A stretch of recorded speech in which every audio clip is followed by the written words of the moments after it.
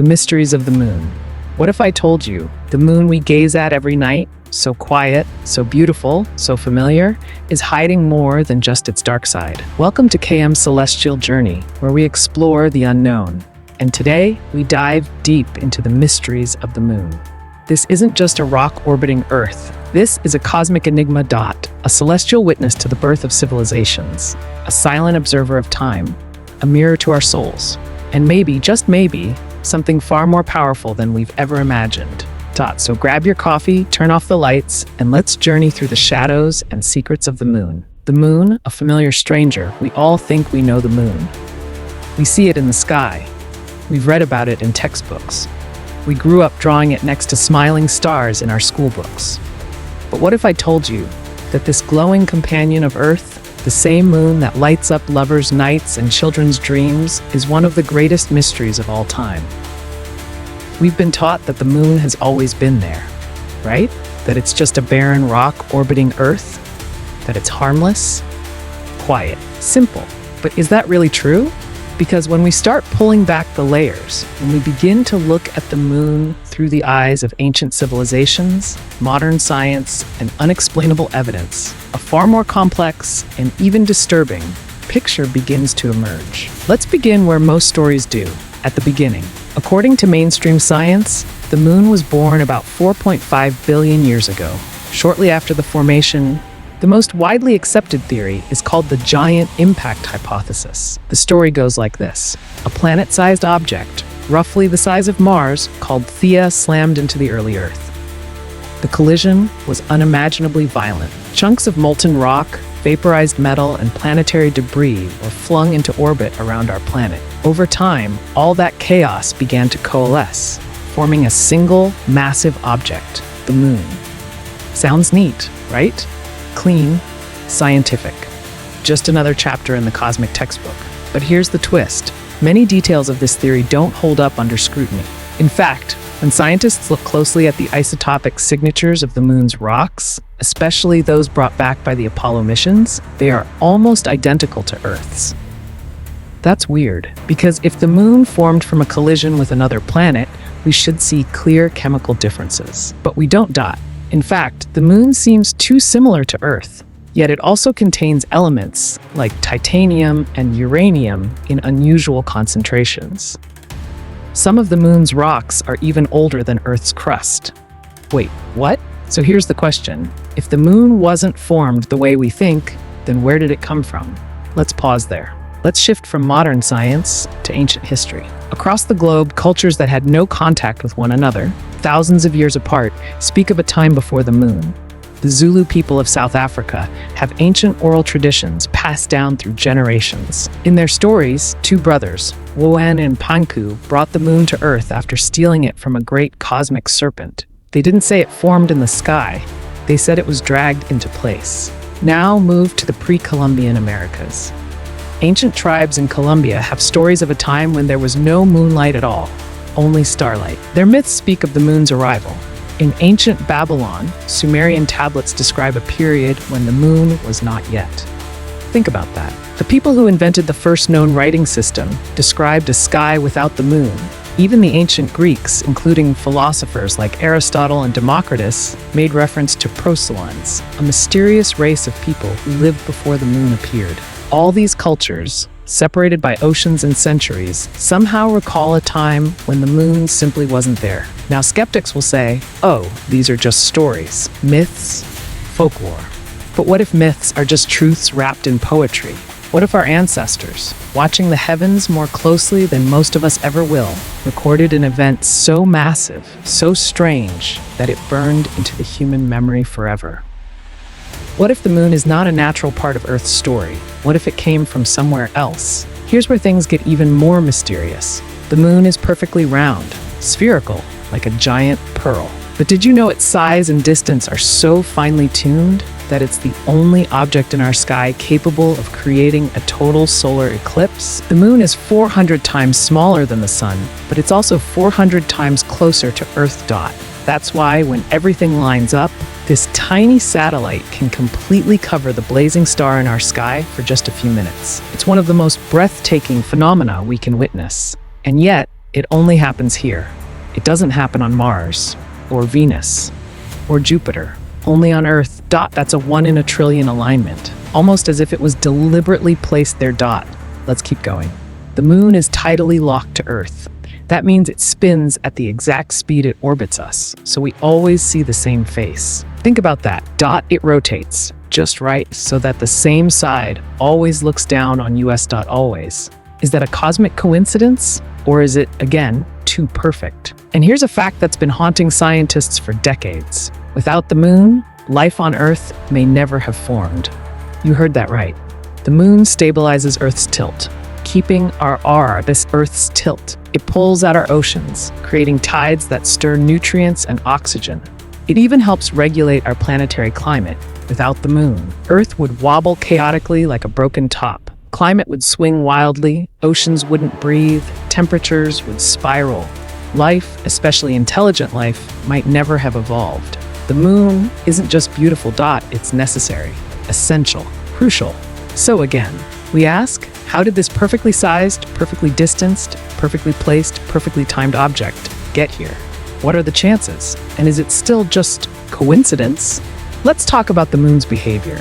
It doesn't emit light, right? It reflects it. But then why does it sometimes shine with an almost silvery, glowing radiance that's different from the soft reflection we'd expect? Why does it seem from the soft reflection we'd expect? Why does it seem let's be ER doctors, teachers. Many will tell you something shifts during a full moon. More accidents, more aggression, more emotion. Could there be subtle forces at play? Electromagnetic waves, frequencies, or something more intentional? You see, the deeper we go, the stranger things become. For a simple rock, the moon behaves extraordinarily, too extraordinary, and many believe this is no accident. Some researchers have even proposed that the moon might not be natural at all. In fact, it might be the first artificial satellite in our skies. A theory? Yes, a crazy one? Maybe. But after everything we've uncovered so far, does it really sound so crazy anymore? Act 2, Perfect Impossibilities. They say truth is often stranger than fiction. But when it comes to the moon, the truth might not just be strange, it might be impossible.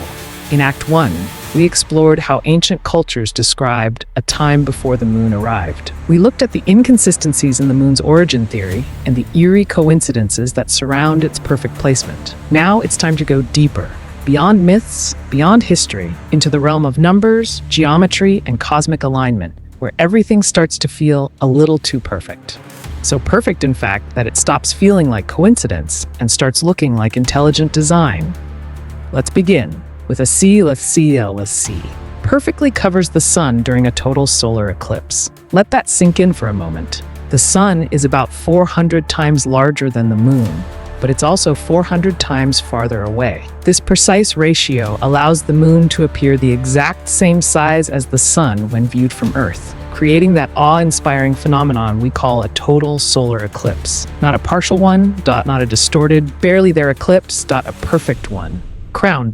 It's one of the most breathtaking events nature has to offer. And yet, it shouldn't even be possible. Let's think about that. What are the odds? What are the chances that Earth would have a moon just the right size and just the right distance to create a solar eclipse that's so mathematically precise?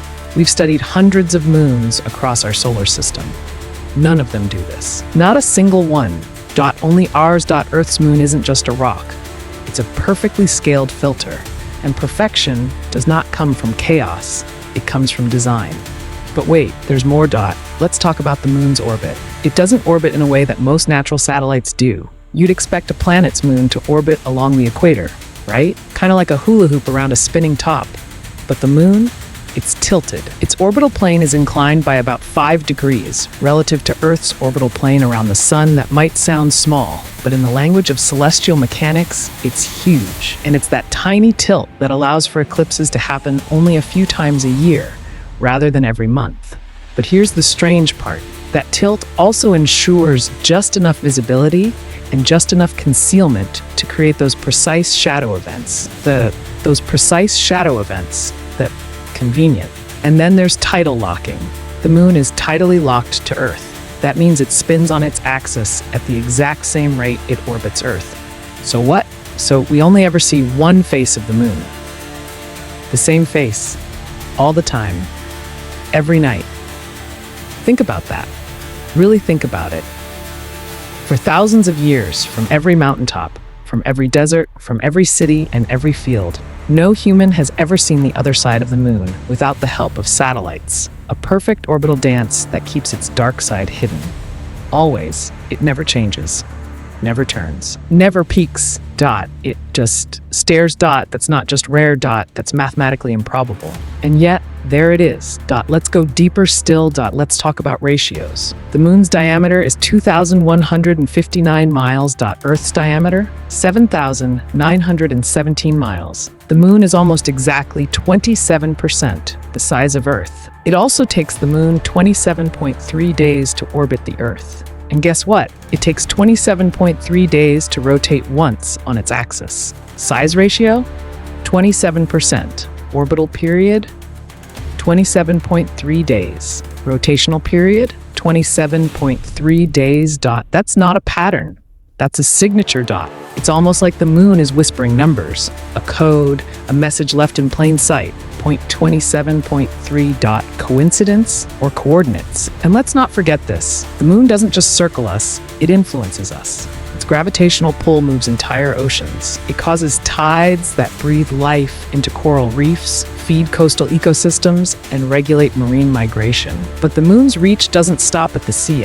It affects Earth's axial tilt. Without the moon, our planet would wobble unpredictably, leading to violent climate swings, sudden ice ages, blistering heat waves. Earth would become uninhabitable. So the moon, with its perfect balance of size and distance, doesn't just execute life and size and distance, doesn't just execute planet, keeping everything in balance. Again, we have to ask, how is it this perfect? Let's talk about its density. The moon is much less dense than Earth. Its density is about 3.34 grams per cubic centimeter, compared to Earth's 5.51. That's unusually low for a planetary object. In fact, it's so low that some scientists once joked the moon was hollow. That joke didn't stay funny for long, because in 1969, during the Apollo 12 mission, something incredible happened. The astronauts deliberately crashed a lunar module into the surface of the moon. They wanted to test its seismic sensors. What they discovered shocked everyone. The moon rang like a bell for nearly an hour. Then came Apollo 13. Another impact, even harder. This time, the moon rang for over 3 hours. It vibrated. Echoed, as if something inside it was amplifying the shock. It didn't behave like solid rock. It behaved like a shell. A resonant chamber. Now, no one's saying the moon is literally hollow, but the data forced scientists to rethink what lies beneath its surface. What if the moon isn't just solid rock? What if it has layers of metallic reinforcement? What if it has layers of metallic reinforcement? Theory. What if the moon is artificial? What if it's not a natural satellite, but a constructed object? A vessel. A station. A watcher. In 1970, two Soviet scientists, Mikhail Vasin and Alexander Sherbakov, published a theory that still echoes today. They proposed that the moon is not natural, but a gigantic alien spaceship. Their paper, titled, "Is the Moon the Creation of Intelligence?" suggested that the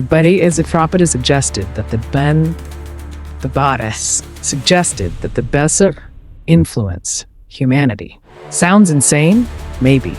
But consider this. Every feature of the moon that we've discussed, its perfect size, its impossible alignment, its role in supporting life, its tidal locking, its ringing, its suspicious density, all of it becomes less strange when you stop thinking of the moon as a rock and start thinking of it as a machine. Imagine that for a second. A machine placed in orbit billions of years ago. It be responsible for those ancient myths of gods who came from the sky. Could the moon be more than a satellite? Could it be the original satellite in every sense of the word? Now let's bring it back to Earth, because here's a final impossibility. Humanity has never returned to the moon since the 1970s. We have sent probes, rovers, orbiters, but no human has set foot on the moon in over 50 years. Why? We've gone deeper into space. We've developed technology that's light years ahead of what the Apollo missions had. And yet, we avoid it. Could it be that we were warned off? Could something or someone on the moon not want us back? It's a question few dare to ask. But here on KM's Celestial Journey, we ask the questions that matter. Act 3, ringing like a bell. Now prepare yourself, because what you're about to hear isn't science fiction. It's science confirmed and recorded. Let's go back to one of the most iconic years in human history. The year 1969. The world was holding its breath. The space race was at its peak, and humanity stood at the edge of the unknown. That was the year Apollo 11 made history, when Neil Armstrong stepped off the lunar module and into eternity. But while the world focused on footprints and flags, something else was quietly happening behind the scenes. Something no one could quite explain. Just a few months later, Apollo 12 was launched. Their mission wasn't just exploration, it was experimentation. And one of their most critical objectives? Deploying seismic sensors on the moon's surface to measure its internal activity, so-called moonquakes. But then came the moment that changed everything. After the astronauts returned to the lunar module and lifted off from the moon's surface, NASA did something unexpected. They crashed the empty lunar module's ascent stage into the moon on purpose. Yes, you heard me right. They slammed a metal spacecraft intentionally into the lunar surface. Why? To see how the moon would respond. And what happened next shook the scientific world. The moon rang. And not just a brief vibration, it rang like a bell. The shockwaves traveled through the moon's surface and continued echoing. For nearly an hour, 60 whole minutes of resonance, NASA scientists were baffled. They expected a thud, a short rumble, a few minutes of seismic activity maybe, but instead they got a deep, haunting echo, as if the moon was a hollow metallic shell. As if it wasn't solid inside. One scientist described it as unsettling. Another said it was like hitting a gong in the depths of space. And that wasn't the end of it. Fast forward to 1970. Enter Apollo 13. Yes, the same Apollo 13 that suffered a near catastrophic explosion and never made it to the lunar surface. But even that failed mission gave us a clue. When the rocket's upper stage was jettisoned, it too crashed into the moon. And this time, NASA was ready. The seismometers that had been left behind during Apollo 12 were still active. The result? This time, the moon didn't just ring for an hour. It rang for 3 hours and 20 minutes, and the vibrations penetrated 25 to 30 miles deep, but not beyond. Again, NASA was left scratching its head. Let's be clear here. When Earth experiences a quake, the seismic waves fade out relatively quickly, depending on the geology of the region. But the moon just kept humming, like it was a giant metallic sphere covered in a thin crust. Something was off. Something was deeply unnatural. NASA tried to explain it. They suggested the moon's interior might be dry and rigid, unlike Earth's dynamic molten core. Maybe that's why the vibrations carried so far and lasted so long. But even with that explanation, the moon's behavior didn't fully make sense. You see, it wasn't just ringing, it was resonating. Deep, clear, bell-like tones that echoed through space. It was almost as if the moon was constructed to withstand impacts, to reverberate like a tuned instrument. Which brings us to an even stranger question. What exactly is the moon made of? Let's talk about its density. The moon's average density is 3.34 grams per cubic centimeter. That's about 60% of Earth's density. That's odd. If it was just a piece of Earth torn away, wouldn't its composition be nearly identical? But wait, there's more. Scientists found elements on the moon's surface that are highly unusual. For example, in 1970, Russian scientists discovered rocks from the moon that contain pure titanium. That's right, titanium, one of the strongest metals known to humanity. It's used in advanced aircraft, spacecraft, submarines, military-grade technology. Yet the moon has it naturally, alongside zirconium, yttrium, and beryllium. These aren't materials you'd typically expect in such large amounts on a natural satellite. And the concentration? In some areas, the titanium content is even higher than in the richest ores we have on Earth. Let that sink in. We're talking about a surface layer with unusually strong, highly reflective, heat-resistant metals. Some researchers have called this outer shell a kind of protective armor. So now ask yourself, why does the moon have a titanium shield? Why does it ring for hours when struck?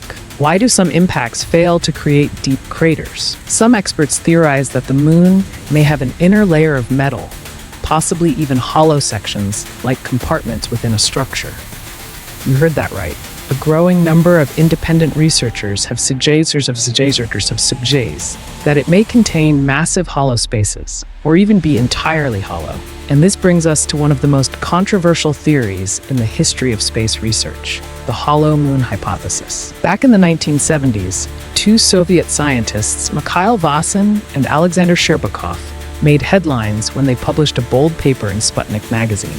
Their conclusion? The moon is not a natural satellite. They suggested it was an artificial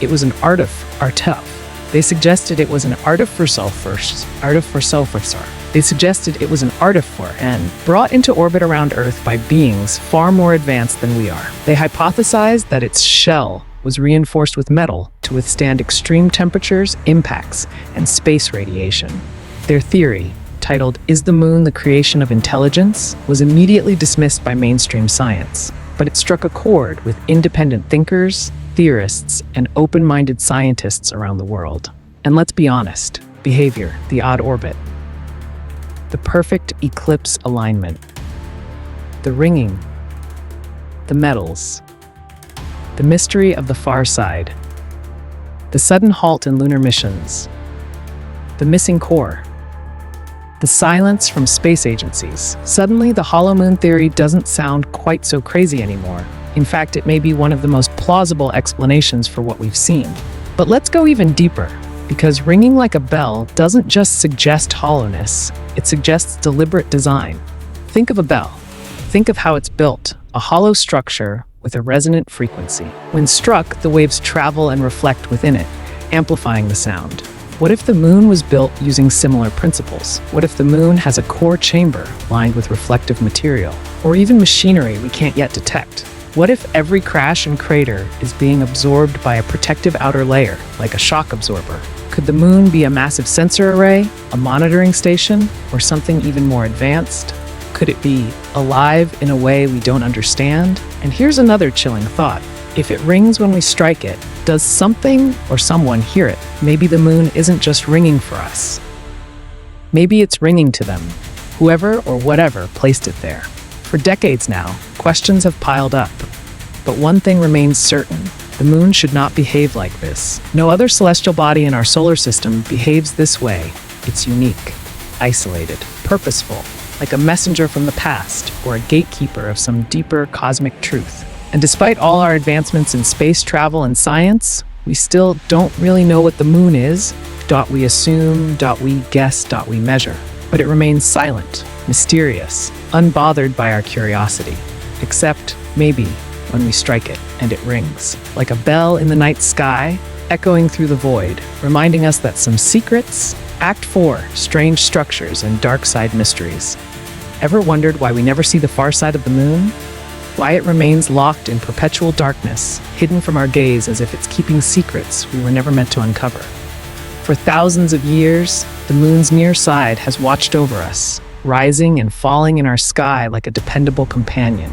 But the far side, sometimes called the dark side, though it does get sunlight, has stirred imaginations, inspired countless myths, and ignited the most controversial theories of our time.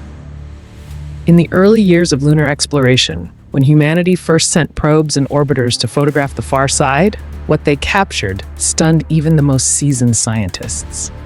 Instead of the smooth, familiar Maria, the basalt plains we see from Earth, vast portions of the far side were battered, rugged, and scarred with impact craters that stretched for miles. But among those pockmarked landscapes, there were shapes and patterns that did not belong. Géométrique formation, symmetrical ridges, shadows that traced out perfect angles in a place where random chaos should reign. When NASA's lunar orbiter missions began mapping the far side in the 1960s, certain photographs were quietly filed away, labeled and archived far from the public eye.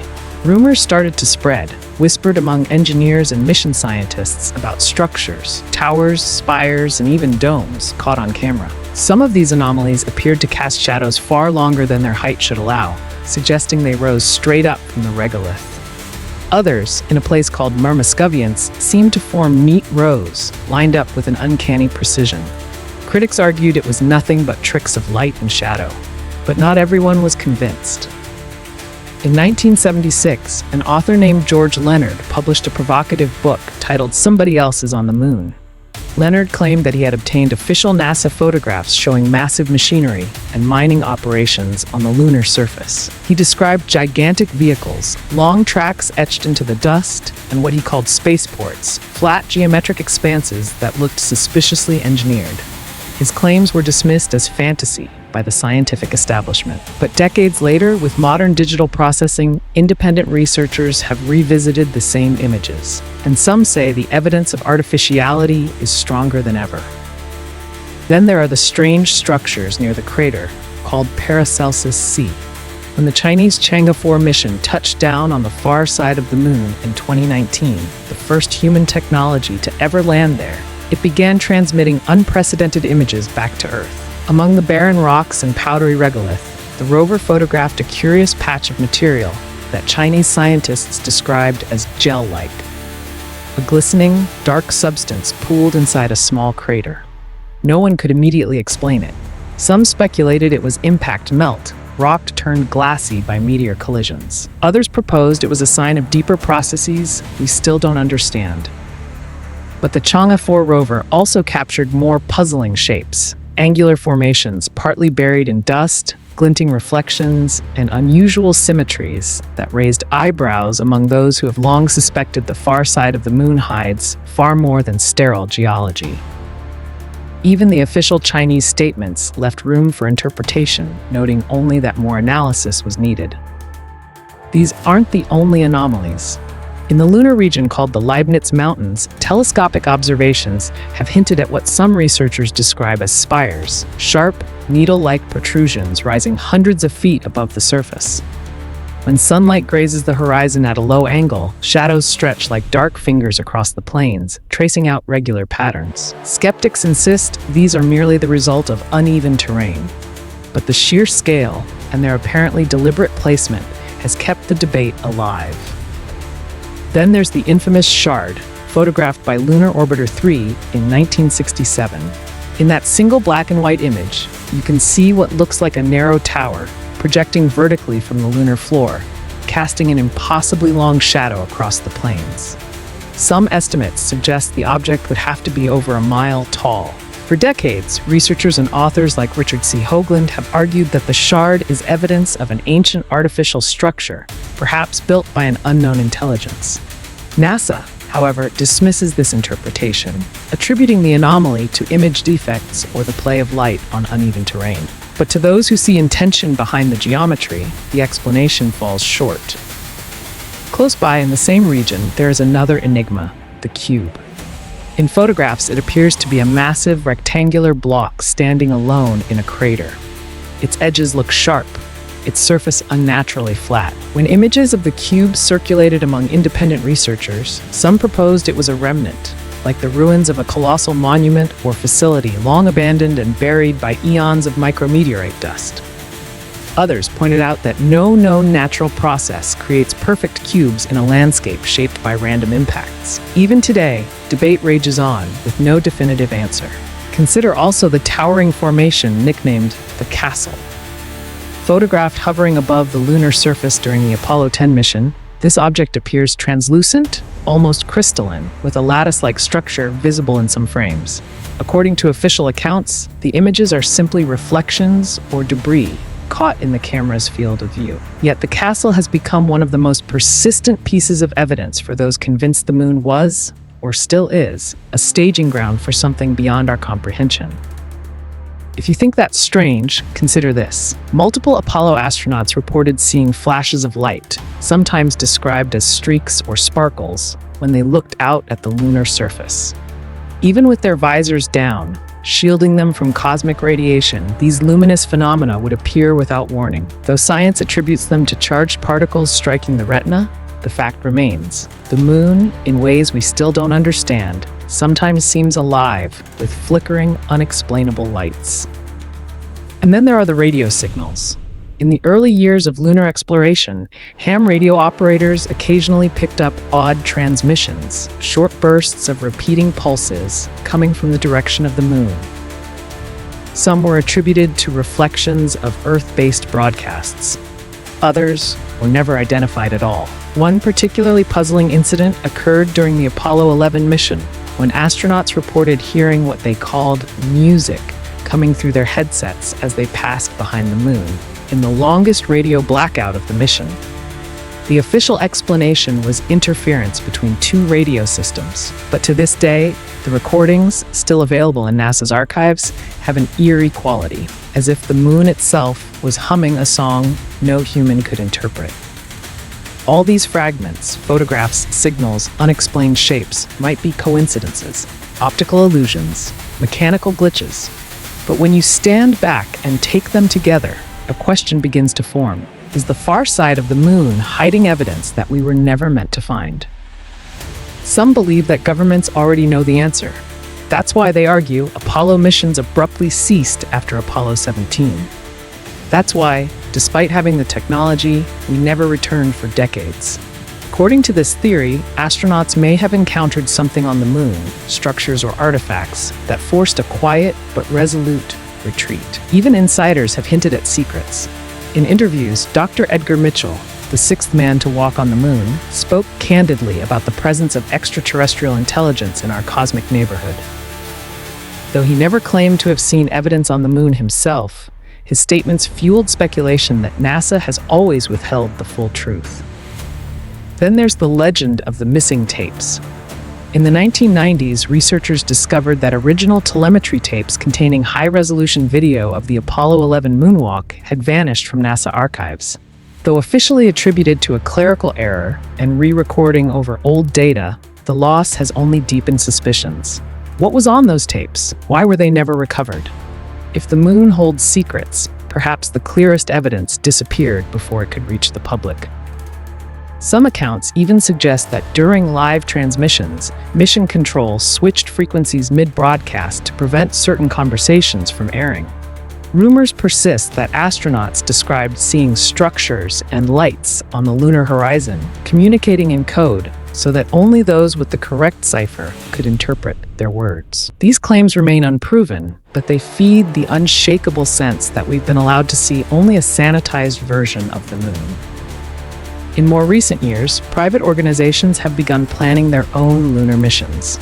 Companies like SpaceX and Blue Origin speak of mining helium-3, establishing habitats and exploring uncharted regions. Some believe this new wave of exploration isn't only about resources or science, it's about finally revealing what's been hidden. What will happen when independent probes land in those shadowed craters? When high-definition cameras broadcast images that cannot be quietly filed away? For thousands of generations, humans have looked up at the moon and projected our deepest hopes and fears onto its pale face.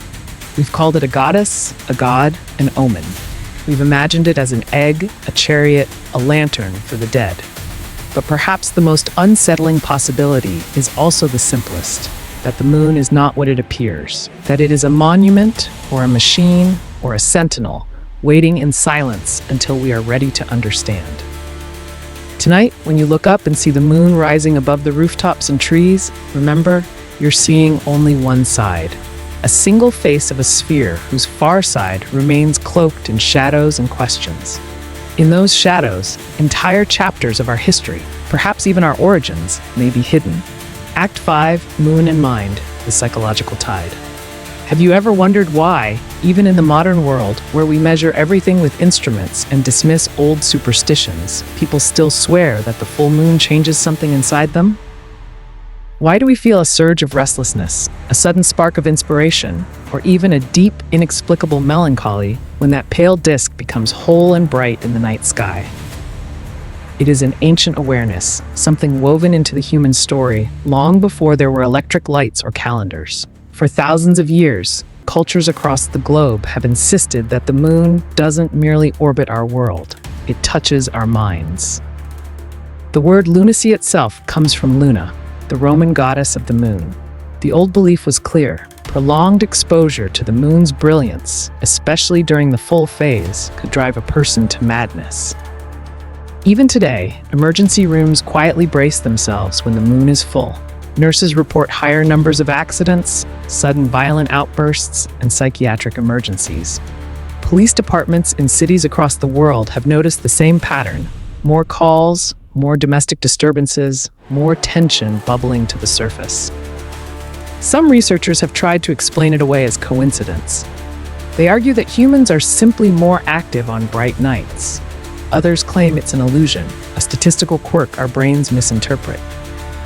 But if you speak to the people who work the late shifts, who see the city after dark, they will tell you without hesitation, the moon brings out something hidden in us. Is it only folklore? A superstition we never grew out of? Or could the moon truly exert a force more mysterious than gravity? To understand this question, we must first consider how the moon already controls a fundamental rhythm of life on Earth. The moon's gravitational pull tugs on our oceans, sculpting the tides, high tide, low tide.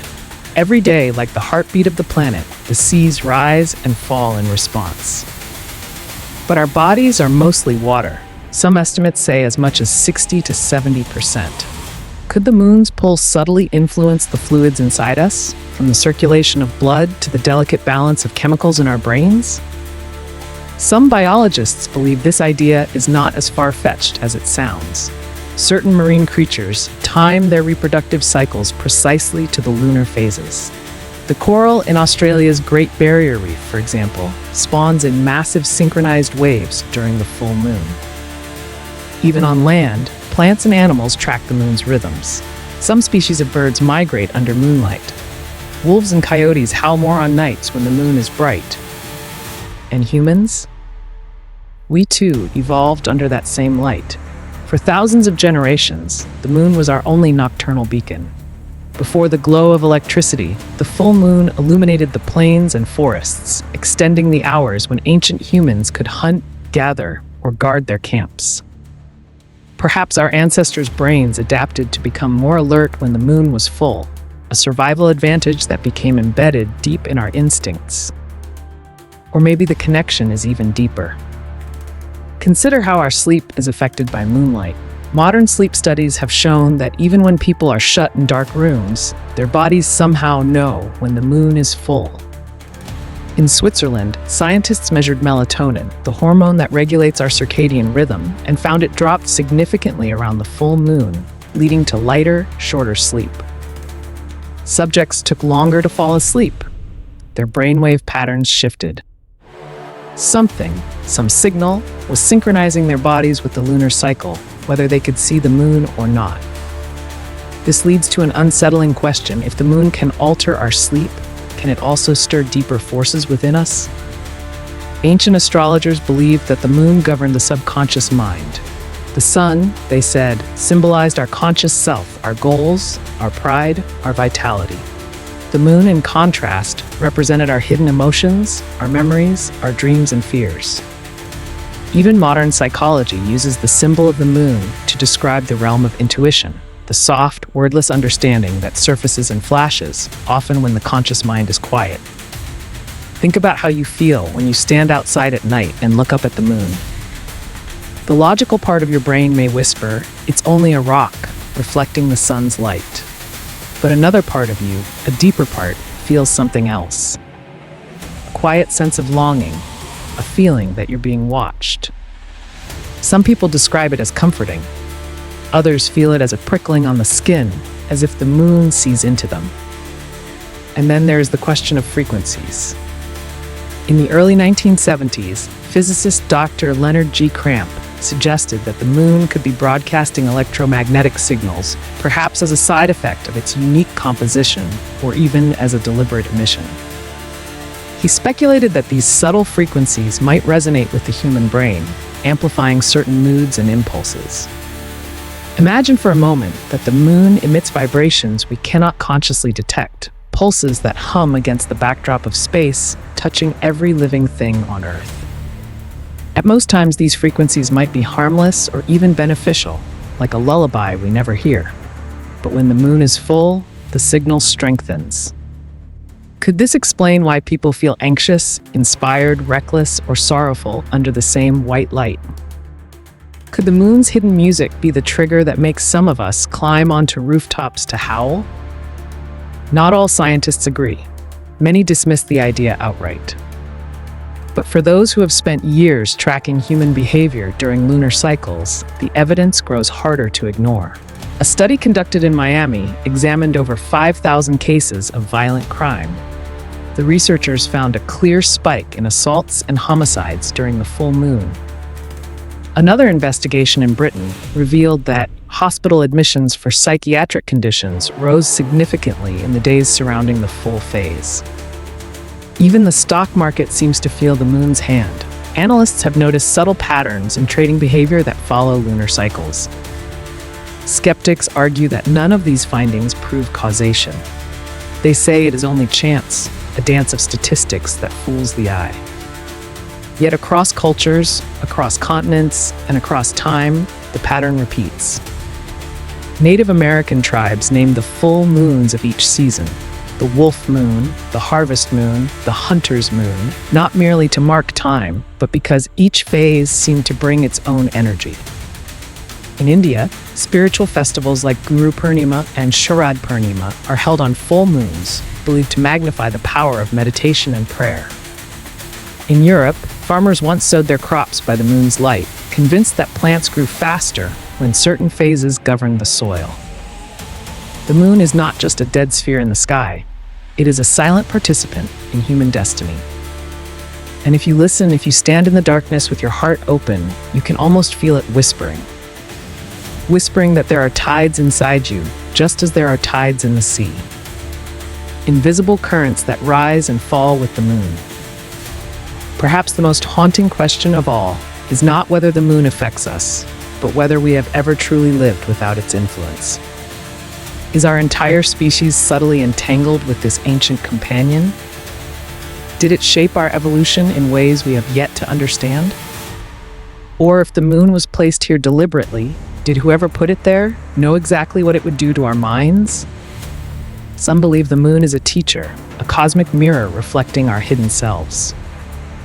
Others fear it is a watchtower, a tool of surveillance for intelligences we have yet to name. And still others wonder if the moon is a trigger, designed to awaken something dormant within us when the time is right. When you lie awake during the full moon, feeling your thoughts race, your heart beat faster, and your dreams grow more vivid, perhaps you are glimpsing the truth. The moon is not an object. It is a presence. A presence that has always been with us, shaping our nights, our myths, our psyches. We have mapped its craters, measured its gravity, walked upon its dust. Yet for all our science and technology, we have barely begun to understand the deeper ways it touches our lives. Perhaps that is why, even in our most rational moments, we cannot look at it without feeling something stir. An ache, a memory, a longing for something we cannot name. This is the power of the moon, the unbroken chain that links every human who has ever lived. It is the eye in the night sky, the keeper of secrets, the silent witness to our stories. ACT-6, secret missions and hidden agendas. They say silence speaks louder than words, and when it comes to the moon, the silence from world governments, military agencies, and space authorities is deafening. Ask yourself this: why did we stop going? After the excitement, the bravery, the dreams of the Apollo era, why did the United States, with all its momentum, just stop? No manned lunar missions since Apollo 17. Number charged, Americans since Apollo 17. $2, not in the 1980s, not in the 1990s, not even after the technology explosion of the 21st century. Why? Some say it was funding, some say it was public disinterest, but others, they believe something happened up there, something that forced silence. And this is where the trail gets dark and the secrets begin. Let's follow it. The unfinished business of Apollo. The Apollo missions were America's pride, heroes stepping onto the moon, a flag planted, humanity expanding. But if you look closer, there were supposed to be more missions. Apollo 18, 19, and even 20 were all planned. Crews were selected, hardware was built. Then, abruptly, they were canceled, officially due to budget cuts. But unofficially, multiple insiders say the real reason was much more terrifying. Leaked reports from alleged insiders and whistleblowers describe encounters on the moon during Apollo 17. One of the mission's objectives was to explore Taurus-Littrow Valley. But communications between mission control and the astronauts suddenly went dark during portions of their excursion. When the line came back, the tone was shaken. The words were forced. Buzzwords like Santa Claus were used in Apollo 11 as code for aliens. Did something similar happen in Apollo 17? Did they see something or someone that told them not to come back? If so, who or what was it?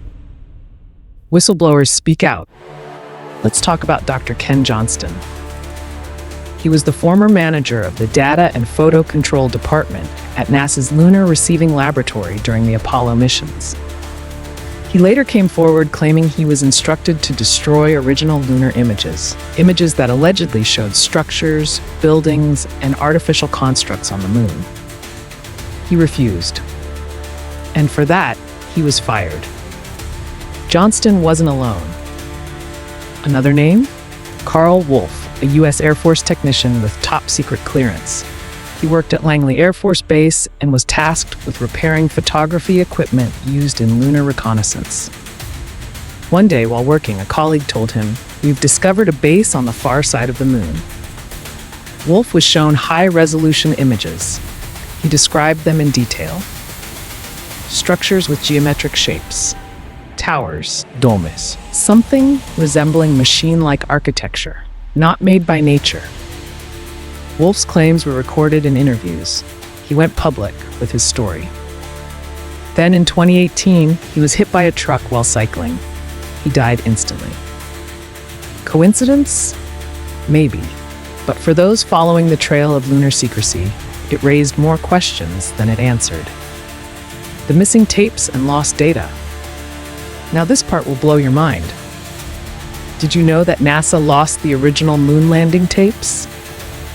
Yes, the most important video footage in human history, the raw, uncompressed broadcast of Apollo 11, was accidentally erased. Why? How? In 2006, NASA admitted the tapes had been recorded over due to a shortage of data storage during the 1980s. Seriously? You lose the evidence of mankind's first steps on the moon, and your explanation is, oops, we taped over it? Many researchers believe the truth is much darker. They suggest those tapes may have shown too much, things the public wasn't meant to see. Maybe a shadow that shouldn't be there. Maybe structures in the background that didn't belong. Maybe a presence that reminded us we weren't alone. And so the footage had to go. Gone, burned, erased, buried under official error. The secret space program theory. But what if we never really stopped going to the moon? What if we just stopped telling the public? Welcome to the theory of the secret space program, a vast, shadowy operation rumored to exist beyond the reach of civilian oversight. According to whistleblowers like Corey Goode and others, secret lunar missions continued after Apollo. They described spacecraft unlike anything NASA ever showed the public. Triangular vessels, anti-gravity propulsion, manned bases on the moon operated by joint efforts of humans and non-human intelligences. Goode claims that the moon, or what some insiders call Luna, houses a command center, known as the Lunar Operations Command, LOC, used by Earth's elite, military-industrial factions, and even alien civilizations. It sounds crazy until you dig deeper. Why did military contractors like Lockheed Martin and Boeing get so involved in space? Why do whistleblowers keep describing the same underground structures and the same dome-shaped buildings on the moon? Too many stories, too many details, all lining up. Are they lying, or are they leaking a truth we're not ready to face? The dark side of the moon, literally. Let's revisit that mysterious far side of the moon. It's always hidden from Earth, always turned away, a perfect place to hide anything. In 2019, China's Chang'e 4 mission landed on that far side. It was historic, the first ever soft landing on the moon's dark hemisphere. But what did they find? We got a few pictures, a few grainy updates, then silence. But researchers studying those early photos noticed something odd, anomalies in the terrain, irregular shapes, shadows that seemed inconsistent.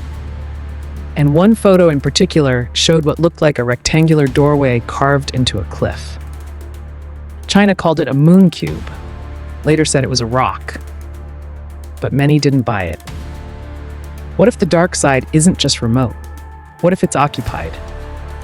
A perfect hiding place, not from telescopes, not from satellites, but from us, from Earth. Because maybe, just maybe, the moon's far side holds answers to questions we've been too afraid to ask. The Pentagon. And the moon? Fast forward to modern day. The Pentagon confirms the existence of UFOs, now called UAPs, unidentified aerial phenomena. And suddenly the entire world starts looking up. But behind the scenes, quiet movements begin. In 2021, the U.S. Space Force announces lunar domain awareness. The Department of Defense partners with private firms to study lunar anomalies. And NASA? They quietly roll out Project Artemis, a plan to return humans to the moon. But why now? After 50 years of disinterest? Why the urgency? Some theorists believe Artemis isn't just about science or exploration. They believe it's about stakeholding, territory. The moon is valuable. It has helium-3, an element that could revolutionize nuclear energy.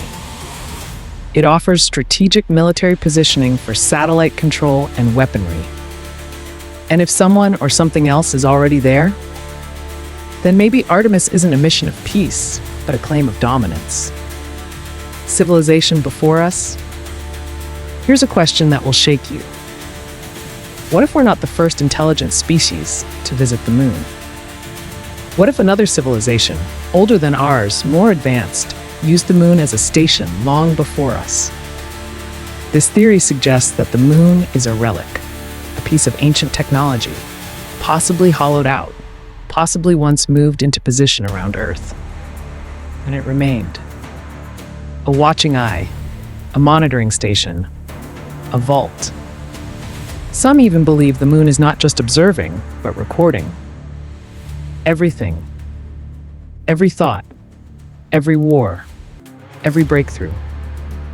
Stored. Encoded. Waiting for something. Maybe for us to be ready. Or maybe for us to be removed. The final question, why the secrecy? Now ask yourself, if all of this is even partially true, why the cover-up? Why lie? Because the truth changes everything. If humanity knew that the moon was artificial or inhabited or even a tool of surveillance, it would destroy the worldview we've built for centuries. Act 7, an invitation to wonder, extended narrative. Look up right now, if you can. Wherever you are, whether in the middle of a city filled with lights or in the quiet countryside beneath a dark sky, take a moment and gaze at that glowing orb above us. The moon. It hangs there, silent, steady, timeless. But what do you truly see when you look at it? Is it just a sphere of rock and dust? A cold, lifeless body orbiting Earth by chance?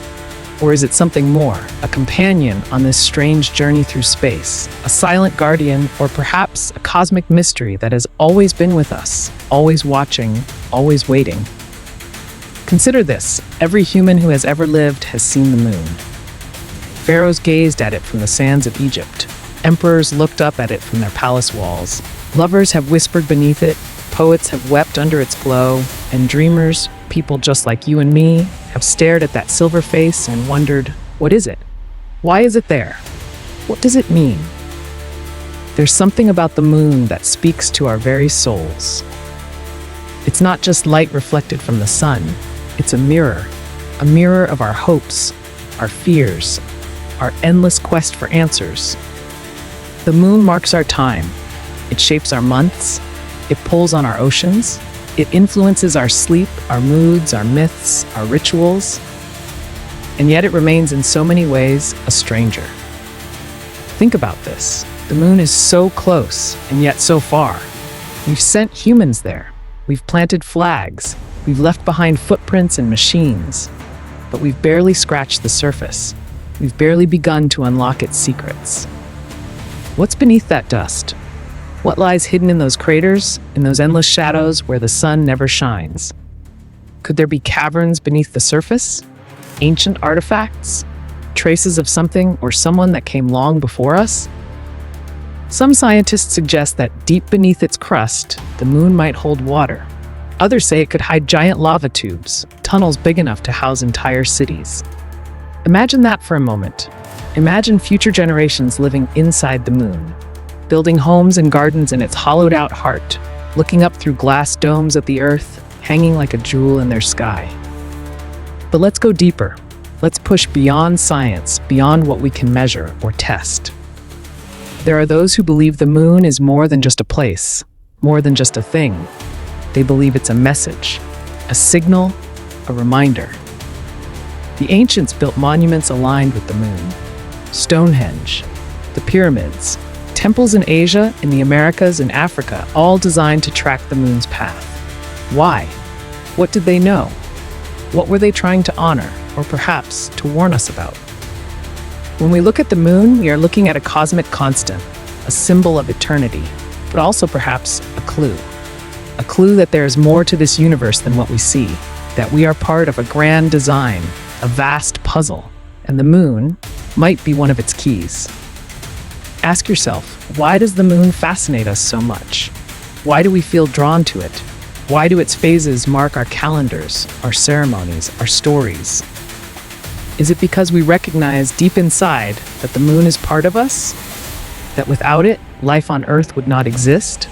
That without its pull, we might never have evolved, never have dreamed, never have asked these questions? Or is it because the moon is a reminder that we are not alone? That out there, beyond the stars, beyond what we can see, there are forces greater than us. Forces that shaped not just our world, but the very path of our species. Forces that might be watching still. When you look at the moon tonight, think of this. Every crater, every scar on its face tells a story. A story of impacts, of cosmic collisions, of billions of years of history written in stone and shadow. But beyond those scars, beyond the dust, there are deeper stories. The stories we have yet to uncover. The stories hidden from us. The stories that the moon, in its silence, refuses to share, at least for now. And so we are left to wonder, to imagine, to dream. That's the true gift of the moon. Not just its beauty, not just its light in the darkness, but the way it calls to something ancient within us. The way it invites us to ask the biggest questions of all. Who are we? Where do we come from? Where are we going? And are we alone in this vast, endless cosmos? The moon doesn't give us answers. It gives us the space to seek them. It gives us the courage to look up and to believe that one day we might understand. So tonight, as you gaze at that glowing face in the sky, let the mysteries of the moon fill you with wonder. Let it remind you that we are part of something greater, that the universe is filled with secrets waiting to be revealed. And that no matter how far we travel, no matter how much we learn, there will always be more to discover, more to question, more to dream. Because that is the true power of the moon. It keeps us searching. It keeps us human. End of Extended Act 7. Conclusion: the journey continues. As we wrap up this celestial journey, one truth remains. The moon isn't just a dead satellite. It is alive with questions. And it will continue to pull on us, not just with gravity, but with curiosity. This has been KM's Celestial Journey, and this was the Mysteries of the Moon. If this episode opened your eyes or your mind, give it a like, subscribe for more deep cosmic content, and most importantly, share this video with someone who needs to look up tonight. The truth might just be waiting in the sky. Until next time, keep wondering and keep watching the stars.